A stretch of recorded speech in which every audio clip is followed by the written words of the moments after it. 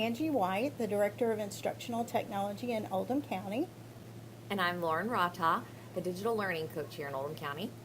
And I'm Judy Sanders. I teach kindergarten here at Camden Station. And she is our first guest on the Educator Spotlight. So thanks, Judy. Well, Judy, can you go ahead and tell our listeners a little bit about yourself and your classroom experience? Okay, well, I've taught kindergarten for a very long time. I started in Indiana and taught up there for about 14 years. And then I came across the river and ended up at LaGrange Elementary. And I was at LaGrange for a number of years, and now I'm here at Camden Station and getting ready to retire after 37 and a half years of teaching. Congratulations. Thank you. Thank you. So tell us a little bit about what inspired you to use technology with your littles. Well, it's when I was up in Indiana in 1996 or so, they started slowly bringing in technology to a school that was very rural out in the middle of cornfields. And I remember even the first day I taught kindergarten up there, I walked into a nice big classroom, totally empty, with a box of old books and a box of old toys. So through the years, after teaching and technology started to move into our lives, we were able to get desktops, and we had no student computers, but I had my own desktop, and we were introduced on how to email each other in the building. So I remember the first time I sent my very first email. So that's been a long time ago, and we've come a long way. So coming to Kentucky, it was like coming into a whole new world, because technology seemed to be really moving fast compared to where I was. So I thought, well, if I'm going to stay up with the times, I've got to jump in with the technology. And so coming even to Camden Station, it was just like from day one, I've picked up a little bit more and more of technology each year I've taught. Being encouraged by Ms. Rataj was a big push for me to go on. Kept encouraging me, it didn't matter how old I was, teach you old dog, new tricks. And so that's just pretty much where I know a few years ago I had a student who was homebound. And I remember when Lauren came into my classroom saying, we talked about how can we connect her to the learning, to the classroom, and having her be a part of the school and the community and learning and seeing her friends here at school. And we FaceTimed, and that was awesome. Amazing. And that was just a tip of the iceberg of what we've done now when it comes to technology.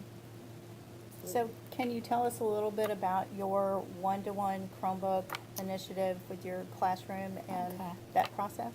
Well, it really, just stepping back a little bit even from the Chromebooks, just learning how to, when I first got the iPads, we were 2-to-1. And Lauren came in and we did some coaching, or we did some lessons. We explored a little bit. Just watching them maneuver and manipulate the Chromebooks was pretty amazing. Or not the Chromebooks, the iPads. So after the iPads, which I stayed with the iPads until I moved to this classroom. So really, we've only had the Chromebooks exactly a year, probably. Yeah, it's been about a year. So you joined the I-team. Yep, joined the I-team, and Dr. White went through all the. And we said, what about lessons. Touchscreen Chromebooks? And Judy said, why not? Why not? Why not? And so we started what? We got lucky. We started last spring, so we were able to go ahead and kind of use last year's students to kind of learn what works, what doesn't work, reflect on what worked, and then refine it for this school year to start off in the beginning. So we kind of did have a little bit of a learning curve there, a little process. Yeah, little process. And then we, this year it was the third day of school, Yeah, that Friday, and we started our lessons. probably August 17th. Yeah. So can you tell me what those first lessons look like? Well, the first lessons were we just introduced the Chromebook. We went through the different parts. We even set up an informal, an assessment, learning the different parts of the Chromebook. Then we went through expectations. I mean, Yes. we Very still go clear through the expectations. expectations. Yeah. And practice. Just learning how to take the Chromebook from the cart to the table, from the table to the cart, what we do with the Chromebooks when we're not using them. We had, that all set up. Baskets in the center of the table. Baskets in the center of the table. And so we practiced that quite a bit. Yes, before we ever Even opened the turned it lid. on. Yep. Yep. Mhm. Yep, we sure did. And so then we started with very intentional modeling up on the screen so it mirrored their Yeah. device. And we showed them how to log on. We can show maybe the conditional formatting cards. So they have these lanyards. And here these are conditionally formatted. So the letter behind it, the color. Can you open that Chromebook? Yep. And then we also used a little bit of electrical tape. Doesn't harm the Chromebook. And then we also coordinated the colors of this with, I don't know if you can see here zoomed in, the colors here of the keys. So that it helped our non-readers, at least it helped them to narrow down those keys and those numbers so that they knew what they were typing so they could independently sign on. And so they logged on using their first name, their last name at stu.oldham.kyschools.us and their full password. Within, we did Oh it about my, 4 times that 4 day. times. They would log on, sign out. Log back in, sign out. And by the end, they had their badges down, they weren't looking at them, and they had already And they already memorized them. Yeah. Mhm. Yeah. And I remember that second day being in here and trying to hand one to one of the students, and they said, "I don't need that. I know my password." I already know my password. I already know my. Okay. And I think that alone just kept me encouraged and motivated, thinking, "Oh my goodness, these 5 and 6-year-olds If they are can do that in amazing." 30 minutes, then where can we go the rest of the school Exactly. year, the other 185 days or Yeah. so? So that was really amazing to see. So got the basic expectations. We couldn't decide on a platform for a learning module. So we have Seesaw and we have Google Classroom, Yeah. and they both serve a different purpose. So We Seesaw, we started out with Class Kick yeah, and integrated it into using it with the calendar that we do every morning. And then even my assistant has, she's amazing with it on how we taught them how we come on the carpet. We had the slides all ready for the different parts of the calendar that we learned. So we really implemented the calendar first. yeah, something familiar with a new tool. So pairing those together, it gave them time to learn the tool because they already knew the routine and pattern of calendar and what to expect. So Yeah, that was really pretty, helped. that was very I helpful. really in thought that. it was powerful that every student was engaged, just not the one up doing that particular portion of the calendar for the Yeah. day. Everybody was engaged, and it gave you an opportunity to see which students might not know their days of the week or what have you, based on that Class Right. Kick assessment that they did every single day. Right. And we use Class Kicks to, we started with math, and we did our formal assessments.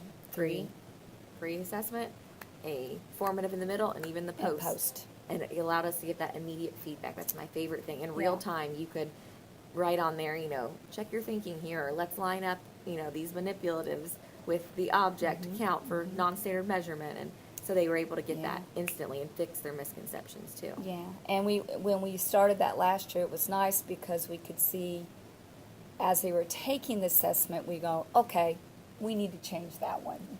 So we did a lot of revision on those assessment, and so this year they've done what tweaks that we did to them. It was a lot better.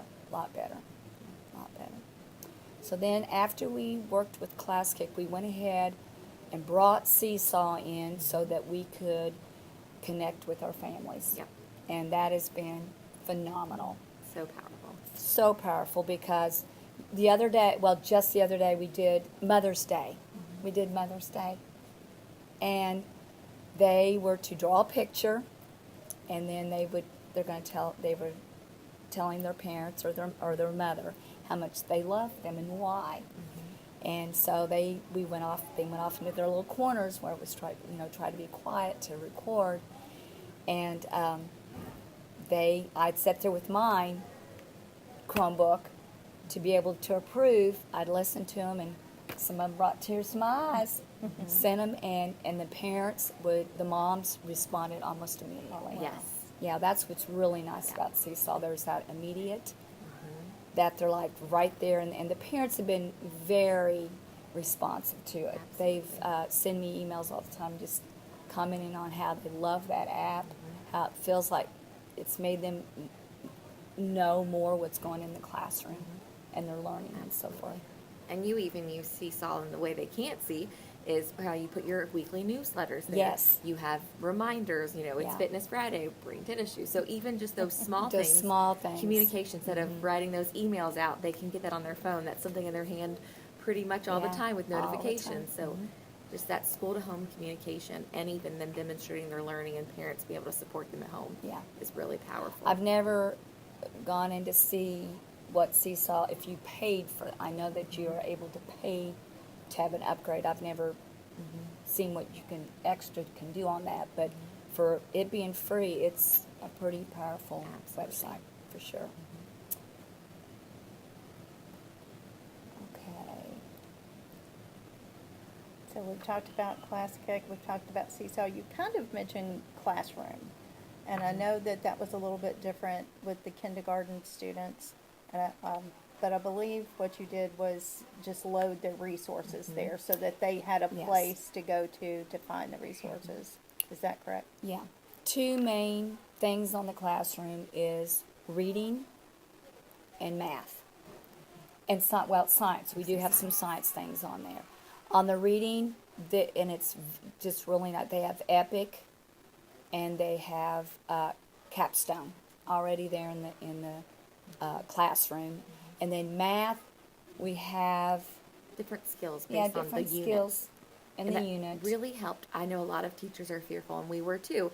We've had iPads for so long, and we had those folders with apps that were Yes. must-haves, and students could quickly access to help with whether it was enrichment or also for some intervention as well. But this allowed us to go ahead and have those resources for students that they could quickly access independently. Quickly. Yes. Really at school or at home if they At really home. wanted to. Organized still by topics, which were like the folders. And so I think that was also a thing, something that helped us with our transition with iPads to Chromebooks. Yeah. So if there's a teacher out there that wants to try to implement a one-to-one with their littles, what advice would you give them? Well, to check to see if they can get onto the coaching cycle with their LMS or Miss Rataj or you, whatever. They're going to have that love of wanting to jump into something that if they're really new to it, then just not to be scared or, think they're going to mess up or whatever. Just to jump right in there and not be afraid to explore and ask for help. I really do encourage the coaching to be part of that. And we do have that resource, that book, the Google Littles, which is really nice to have. Christine Pinto and Alice Keeler. Yeah, yeah, to go by. And just to trust theirself. Again, like I said, you can teach an old dog new tricks. I mean, if I can learn all this, everybody can. And also just not be afraid to just let your kids explore in technology. Absolutely. Well, Judy, we've enjoyed learning from you today. Thank you for your time. You'll notice with this, a slide deck on details with replicating Judy's implementation will be in the description section below within the YouTube. And then also, if you have questions about Judy's one-to-one implementation with littles, you can use the contact information in the description section also to email us. I know Judy's moving on to other things, but still we can help to support you in any way we can and reach out to Judy as well. That's great. Thank you, guys. Thank you. Thank you. you.